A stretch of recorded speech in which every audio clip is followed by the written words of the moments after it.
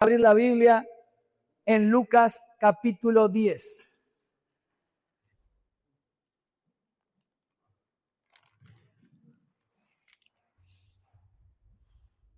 Lucas capítulo 10.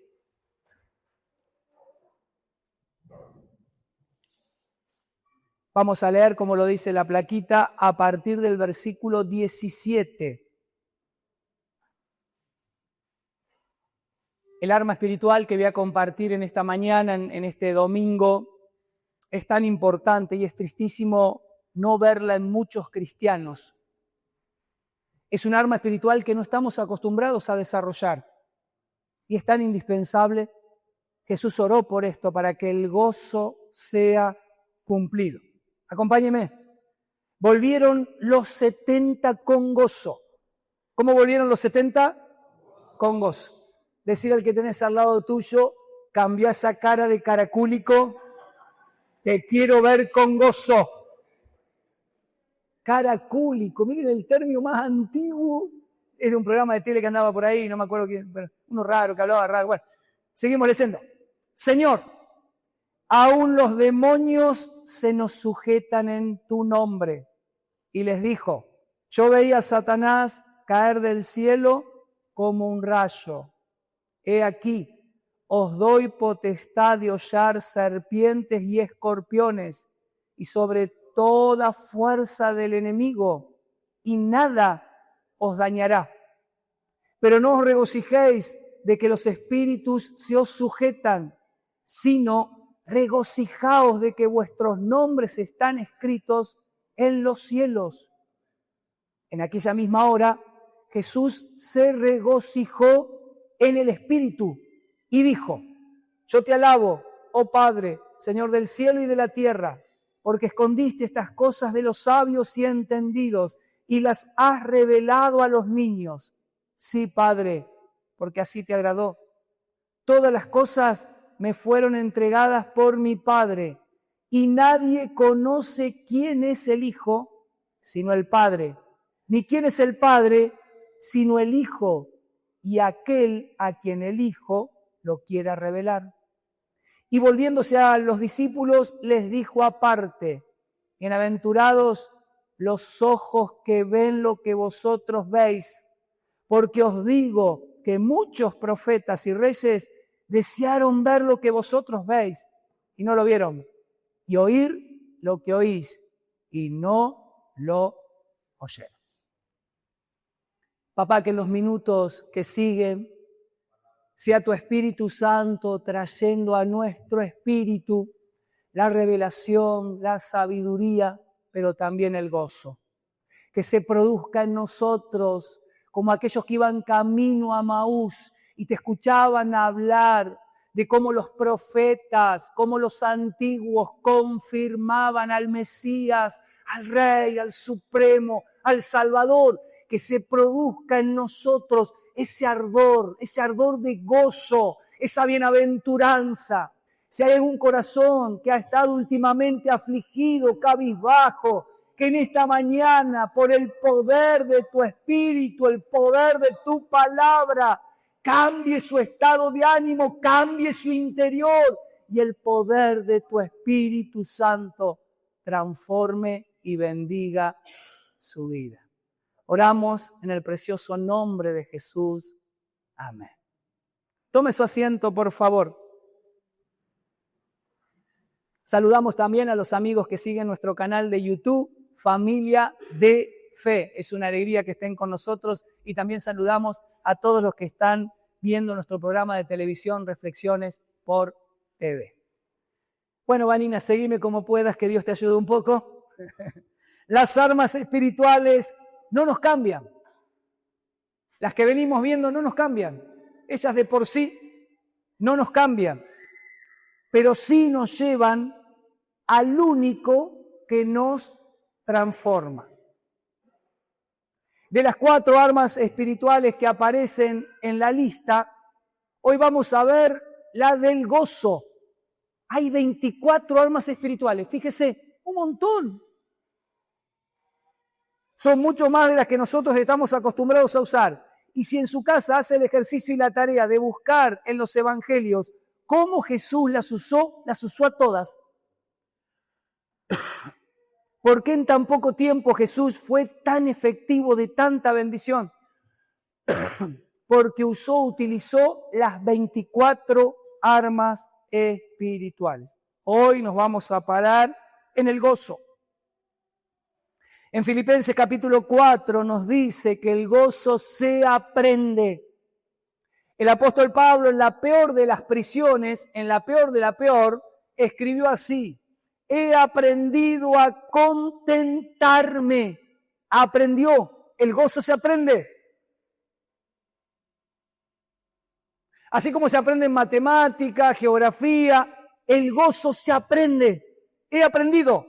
Y sigue diciendo el texto en los versículos posteriores: en todo y por todo he aprendido. Se aprende el gozo. Decirle al que tenés cerquita tuyo, caracúlico o caracúlica, el gozo se aprende. Suena raro caracúlico, ¿no? Ni sé lo que significa, pero bueno. Los cristianos maduros son los que aprenden a contentarse en cualquier situación. Es de locos, si uno se lo imagina y lo pudiera ver a Pablo ahí con Silas al final de la última prisión, en la más mugrienta, en la más oscura, en la más horrorosa, escribiéndole a los que estaban libres que se gocen, regocijaos en el Señor. Otra vez les digo, regocijaos. Es de locos. Siempre me atrajo la gente que teniendo condiciones adversas, vos ves que tiene un gozo genuino. Siempre me atrajo esa gente.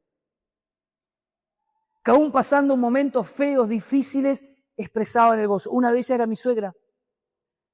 Mi suegra vivió muchos problemas y dificultades en su vida y muchos apremios en lo financiero o en lo económico. Sin embargo, todo el tiempo había en ella una sonrisa, un chiste, palabras de gratitud. Siempre me atrajeron esa gente que vos la ves que no depende su situación anímica de gozo, no depende de las situaciones, circunstancias o momentos, sino que de por sí aprendió y está aprendiendo a gozarse. Los cristianos maduros son los que aprenden a contentarse. El gozo se aprende, se practica, se crece. En primer lugar, primera enseñanza según el texto que nos deja Jesús de este Evangelio de Lucas. El gozo viene por la redención. Ellos estaban re felices los 70 porque los demonios se sujetaban, ellos veían cómo los poderes de la oscuridad no podían con el poder de la luz. Entonces ellos estaban felices, y está muy bien estar felices por eso, ya vamos a llegar ahí, está muy bien. Pero Jesús le dijo, no, está bien eso, pero más bien regocíjense que vuestros nombres están escritos en los cielos. Vale aquí entonces abrir un paréntesis y hacer una aclaración. Si nosotros vemos que luego de venir a la iglesia, entregar nuestra vida a Jesús, arrepentirnos de nuestros pecados, pasa una semana, 2, un mes, 3, 5, un año, 2, 3, 5, 20, y no hay en nosotros ese gozo, vale la pregunta, ¿he nacido de nuevo? Porque Jesús dijo que el gozo viene como consecuencia de la redención, de que sus nombres estén escritos en los libros de los cielos, los libros celestiales. En Gálatas capítulo 5, versículo 22, luego de relatar las obras de la carne, el apóstol Pablo le va a decir a la iglesia de Galacia que el fruto del Espíritu, entre otras cosas, en todo su racimo, es amor y es gozo. Por lo tanto, la primera cosa que nosotros tenemos que mirar con suma atención y detenernos, ¿he nacido de nuevo? ¿O será que tengo una idea de Dios, pero en realidad no se ha producido en mí ese nuevo nacimiento? ¿He nacido de nuevo? ¿Realmente me arrepentí de mis pecados y cuando lo vi a Jesús, no me refiero a los ojos físicos, cuando lo vi en mi espíritu a Jesús, se produjo en mí ese nuevo nacimiento de haberme enamorado de Él, porque siendo Dios, no escatimó entregar su propia vida y morir en la cruz por mí. Cuando nosotros vemos que el tiempo pasa y el gozo se transforma en algo solo temporal, efímero, que no llega a ser gozo, en términos humanos se llamaría tal vez felicidad o un momento de alegría, de entretenimiento, de júbilo, no llega a ser gozo, porque el gozo es algo que se sostiene en el corazón, que lo da el Espíritu Santo cuando una persona nace de nuevo. Para decir verdad, veo a tantos cristianos que le hacen tanta mala propaganda a Dios, porque denominándose a sí mismos cristianos, viven en completa tristeza, ofuscados, con un mal genio. Y la Biblia dice que el fruto del Espíritu es gozo. ¿Qué te parece si le preguntás a alguno que tenés cerca, ¿no serás vos ese caracúlico, caraculi? Será. Espero que no seas vos. El gozo viene por la redención. No se puede dar o poner de manifiesto lo que no se tiene. ¿Se nace de nuevo o no se nace? ¿O estás muerto? ¿O sos una nueva criatura en Cristo o no sos nada? Sos un ser humano, una criatura, pero no una nueva criatura, una criatura. Es decir, que el gozo, esa situación espiritual interior que sostenía al apóstol Pablo y a los discípulos y al mismo Jesús, viene por la presencia del Espíritu Santo en nosotros. En segundo lugar, el gozo se profundiza por la relación. No es que tenés gozo un rato y después se te va. O en la semana, vieron que como bien decía la pastora Lidia, ¿no? Hay algunos de los nuestros que son sobrenaturalistas, ¿o no? ¿Vieron?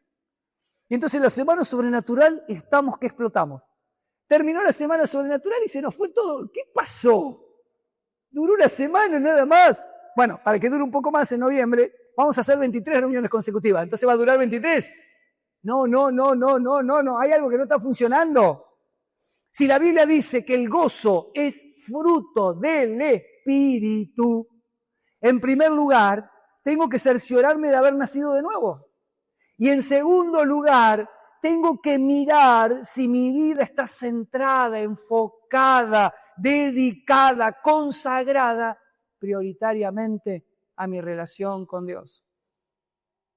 Para no ir tan lejos, ¿qué es lo primero que hiciste cuando te levantaste hoy a la mañana? Además de poner los pies en la tierra o en el suelo, los mosaicos, en lo que vos tengas, además de ponerlos allí, ¿qué es lo primero que hiciste? Porque tus primeras acciones en el día van a reflejar, entre otras cosas, cuál es tu prioridad y tu relación.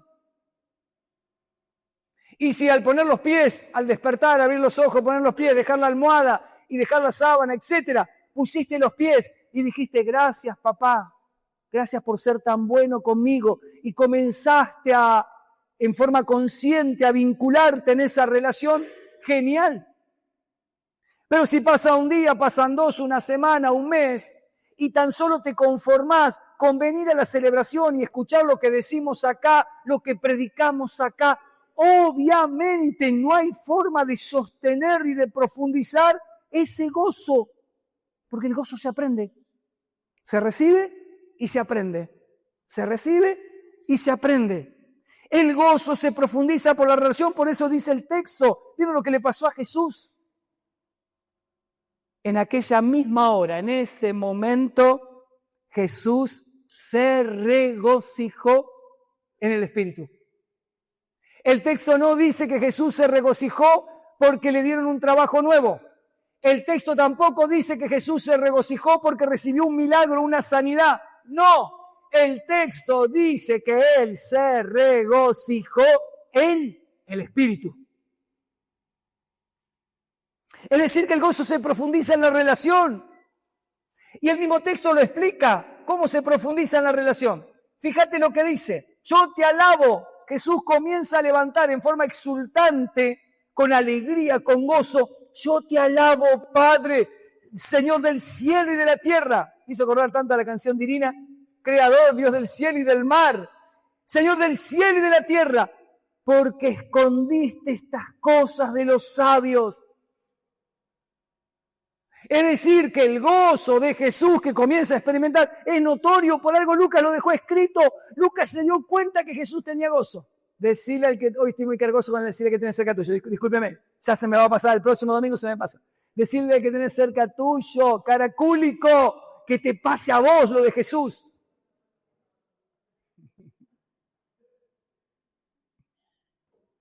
El gozo se profundiza por la relación. En aquella misma hora Jesús se regocijó en el Espíritu. Dice el Salmo 16, verso 11, en tu presencia hay plenitud de gozo, delicias a tu diestra.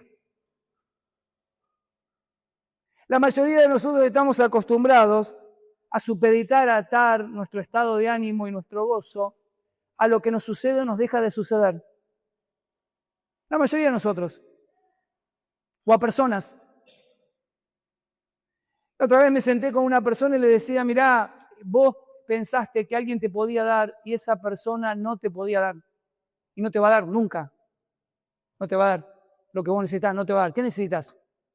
Se quedó. Cuando le pregunté, ¿qué necesitas? Se quedó en un silencio larguísimo. Es que a veces buscamos en lugares incorrectos, inapropiados. No nos pueden dar lo que nosotros necesitamos. Jesús, en el Espíritu, se regocijó. Y la Biblia nos dice que si nosotros aprendemos y practicamos la presencia de Dios en nuestra vida, independientemente del lugar, hay plenitud de gozo. En tercer lugar, la Biblia nos enseña en este texto que el gozo se sostiene por la revelación. El versículo nos va a decir, ahí en palabras de Jesús, todas las cosas me fueron, en el versículo 21 va a decir, y las ha revelado a los niños. Hace varios años que los niños no son más lo que eran tiempo atrás. Vieron que tiempo atrás era más fácil encontrar un niño sonriendo. Hoy es re difícil encontrar a niños sonriendo.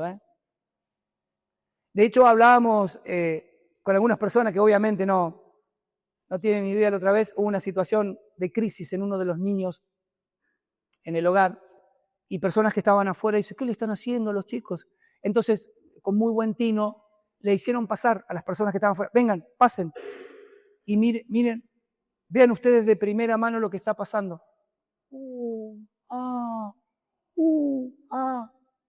No nos imaginamos esto. Este texto tiene mucho que ver con una familia que en líneas generales en el paso del tiempo se sostenía y de los niños nosotros podíamos notar el gozo. Pero fíjense, lo que nos quiere enseñar no es solo eso no es lo prioritario. Nos quiere enseñar que el gozo se va a sostener por la revelación. El versículo 22 dice, y aquel a quien el Hijo lo quiere revelar. Y como lo dije hace un momento atrás, que el gozo no depende de las situaciones o de los lugares, dice Isaías capítulo 53 de Jesús, hablando de Jesús, en el versículo 11, dice que Jesús, el Mesías, iba a ver, tomándonos en tiempo de Isaías, verá el fruto de la aflicción de su alma. No todos vemos lo mismo. No todos vemos lo mismo. Todos leemos la misma Biblia, venimos a la misma iglesia, pero no todos vemos lo mismo. Se lo tengo que decir. Porque muchas veces estamos amargados, angustiados, entristecidos y apocados porque no tenemos una visión correcta, espiritual y sobrenatural. Acá el profeta Isaías, siglo VIII antes de Cristo, va a tener una visión donde va a ver que Jesús está sufriendo. Y mientras Jesús sufre, porque lo dice el texto, verá el fruto de la aflicción de su alma. ¿Cómo puede ser que alguien que esté sufriendo se quede satisfecho? Porque ve a los que va a salvar y a los que va a bendecir. Jesús vio más allá cuando estuvo en la cruz. El apóstol, el escritor de Hebreos, va a decir que nosotros, puestos los ojos en Jesús, el autor y consumador de la salvación. ¿Por qué Jesús es el autor y el consumador de la salvación? Porque Él no solo lo hizo, Él vio más allá, Él vio como muchos de nosotros y otros tantos más, por su aflicción íbamos a ser bienaventurados y bendecidos. Cuán importante es ver cuando falleció Walt Disney y se iba a inaugurar, estaba la esposa en la inauguración del parque de diversiones, uno de los más importantes parques de diversiones que tiene el mundo, el de Disney. El presentador le dice a la esposa de Disney: ay, señora, si su esposo hubiese visto esto. La señora solamente se limitó a escucharlo y cuando tuvo el micrófono le dijo al presentador: quédese tranquilo, caballero, mi esposo ya lo vio. Mi esposo ya lo vio. Nosotros somos propensos a ver para creer. No por casualidad Jesús dijo al final del Evangelio de Juan: bienaventurados los que no vieron y creyeron. Porque claro, para sostenerse en el gozo, en medio de la adversidad, de la aflicción, de las pruebas, de los problemas, hace falta tener una visión del reino, una visión de Dios. Como muchas veces andamos planito, bajito y no tenemos una visión correcta de la realidad bíblica, de la realidad del cielo celestial, claro, estamos amargados. A la primera de cambio nos amargamos, nos entristecemos. Muy similar a la historia de los que iban camino a Emaús. ¿Se acuerdan? Iban dos discípulos, uno se llamaba Cleofa, el otro no sabemos el nombre, no lo registra Lucas. Iban tristes, discutiendo. Se acerca a Jesús sin darse a conocer y le dice: pero, ¿por qué están tristes? ¿Por qué están discutiendo? ¿Qué pláticas son estas? Y ellos le empiezan a contar lo que había sucedido con Jesús, lo que pasa, que le hicieron a Jesús, le hicieron aquello, el otro. Claro, ellos no vieron lo que Jesús vio. Verá el fruto de la aflicción de su alma y quedará satisfecho. ¿No te parece que muchas veces necesitamos, todo el tiempo necesitamos, no muchas veces, todo el tiempo necesitamos tener una visión clara de la Biblia, bíblica, sobrenatural, espiritual, poderosa? ¿No te parece? ¿No te parece que a veces vemos las cosas muy planitas, muy bajas, muy ahí en términos de la tierra? Porque nos falta la visión del reino que no nos permite desarrollar el gozo. Jesús los acompañó. Y mientras los acompañó, para abrirle los ojos espirituales, les comenzó a hablar de las Escrituras y a relatar las Escrituras. La Torá, los profetas, los Nefilín, todo le empezó a contar, que hablaban de él, de lo que era necesario, que el Hijo le empezó a contar. A medida que Jesús le iba contando y ya cuando se acercaron que se van a sentar a comer, ya a medida que Jesús le va contando, los ojos de ellos se comienzan a abrir. Porque, por lo que luego dicen, no ardía nuestro corazón. No ardía. ¿Cómo ardía su corazón? Por la verdad de Dios. Porque la verdad de Dios disipa las mentiras. Muchas veces nosotros venimos a la iglesia, leemos la Biblia que lee todo el mundo, pero no vemos la verdad de Dios.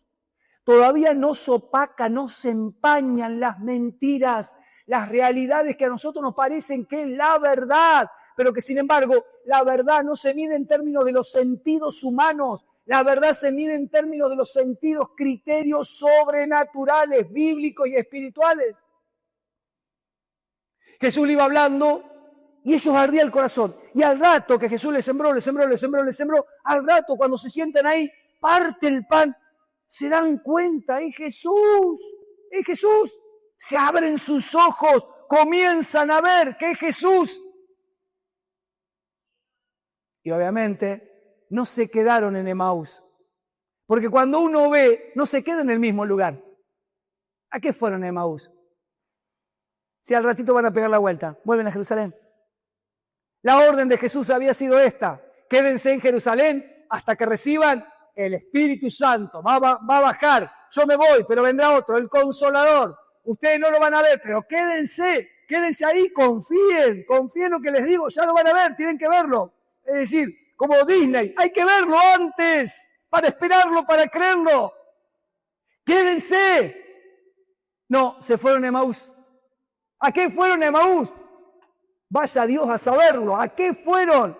Pegaron la vuelta, regresan a Jerusalén. Claro, ahí tenían que estar. Cuando nosotros no vemos lo que Dios quiere que veamos, nos metemos y estamos en lugares que Dios no nos mandó a meternos o estar. Verá el fruto, va a quedar satisfecho. ¡Wow! Quedó satisfecho el Hijo de Dios. Y por último, para no ser tan extenso y tener un tiempo de oración, el gozo se manifiesta por la representación. Dice que los 70 volvieron con gozo. Yo les contaba hace un rato, hoy entra en vigencia por primera vez la ley, no me acuerdo el número, pues lo tengo ahí en el celular el número, lo publiqué anoche en las redes, la ley que decreta el día del pastor, la pastora, con un reconocimiento que antes no habíamos tenido en la provincia. No es que se traduce, no es que nos dan un regalo, nada, pero está bueno el reconocimiento del oficio de llamamiento. Y yo les decía que cuando estuvimos ahí en la reunión de comisión, yo notaba el rechazo que había en muchos hacia nosotros los pastores. Yo no era el único. Estaba el pastor Schultz y había otro pastor y otra pastora más. Éramos 3, un poco más, porque estaban también algunos pastores adventistas. Éramos como 5 capaz, 5 o 6, no me acuerdo exactamente, pero por ahí andaba. Y yo notaba el rechazo que tenían hacia nosotros los pastores. Algunos, no todos, pero se notaba, se percibía. También se percibía y se puso de manifiesto en los comentarios.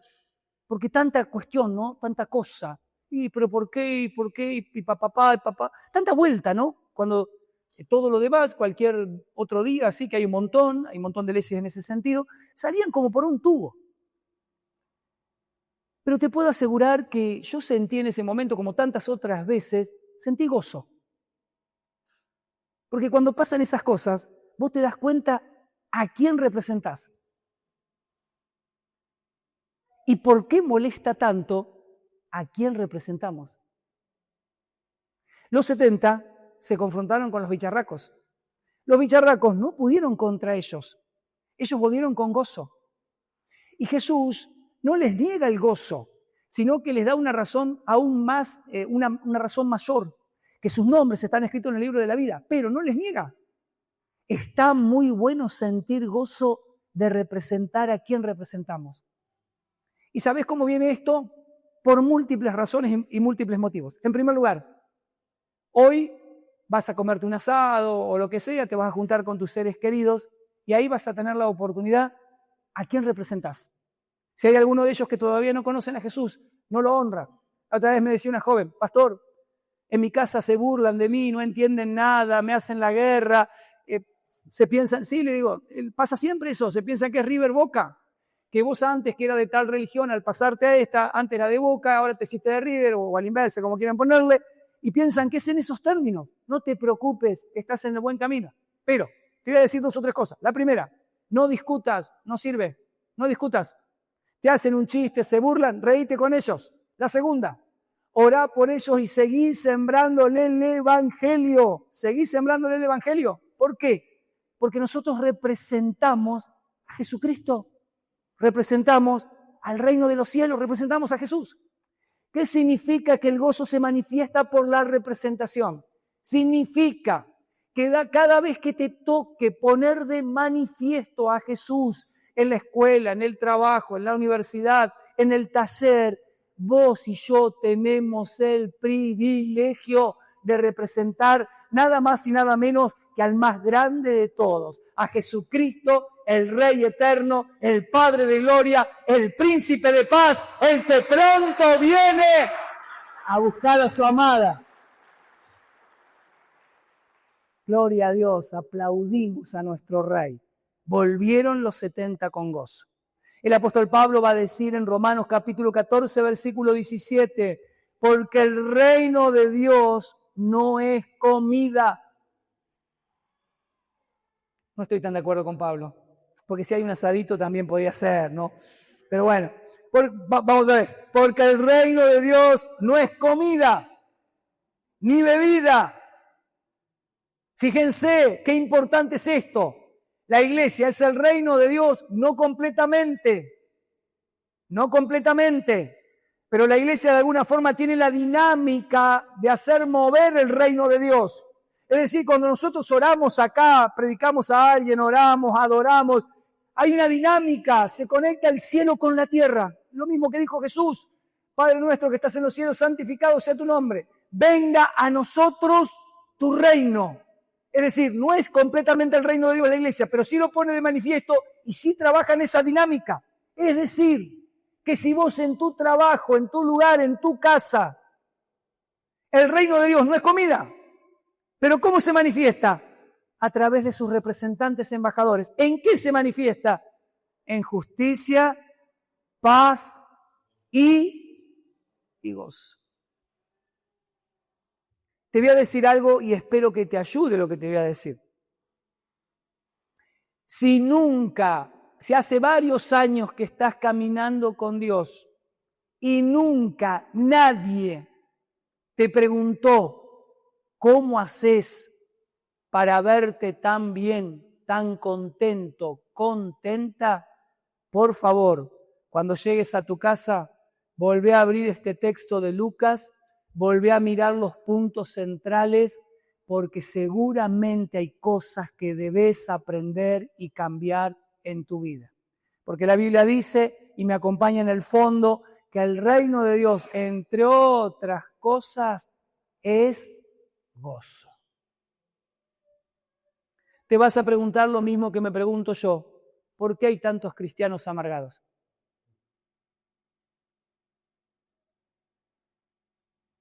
Hace unos días atrás, a nosotros se nos van muchas personas por razones de trabajo, estudios, se van a vivir a otros lados. Ahora se nos va una tanda más a principios del año que viene, fines de este. Pero hace unos días atrás he hablado con una de las personas que se fue a vivir a otra ciudad y me decía, pastor, la iglesia donde estoy, todo bien, me recibieron con un amor, todo bien, pero no es como la nuestra. Entonces yo le aproveché a preguntar, ¿y qué tiene la nuestra? ¿Qué tiene Familia de Fe? Y me dijo varias cosas, voy a mencionar solo una. Me dijo, la alegría que hay en nuestra iglesia no hay en otros lugares. No hay en otros lugares. ¿Por qué hay tantos cristianos amargados? ¿No te preguntaste por qué tantos cristianos por mucho tiempo amargados, taciturnos? Nosotros, que estamos en Cristo, nueva criatura somos. Y la palabra de Dios dice que el reino de Dios es justicia, paz y gozo. Déjame este texto, por favor, Vaniña, porque vamos a orar en función de él. Vamos a ponernos de pie. Pido a Sofi en el teclado. Solamente un poquito más bajito el retorno, si puede ser, acá del teclado.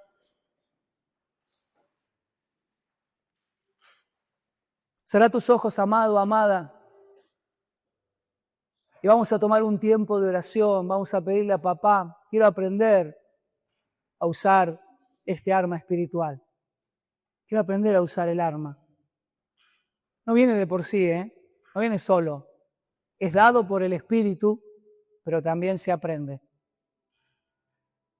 Se aprende. Pedile a papá, ayúdame. Pero quiero quedarme parado en este texto de Romanos, porque nos da una clave por qué el adorar. Nos da una clave por qué el adorar. Primero nos dice que el reino de Dios es justicia. No habla de justicia propia, porque ninguno de nosotros puede presentarse ante Dios justo, ninguno. Romanos capítulo 3 dice, no hay justo ni aún uno. No hay manera que podamos presentarnos ante Dios justos. Hay uno solo que nos puede justificar. Es aquel que lo vio en la cruz. Y aún en la aflicción de su alma, él vio porque quedó satisfecho. Quedó satisfecho porque vio. Es el Hijo de Dios que vino a salvar lo que estaba perdido.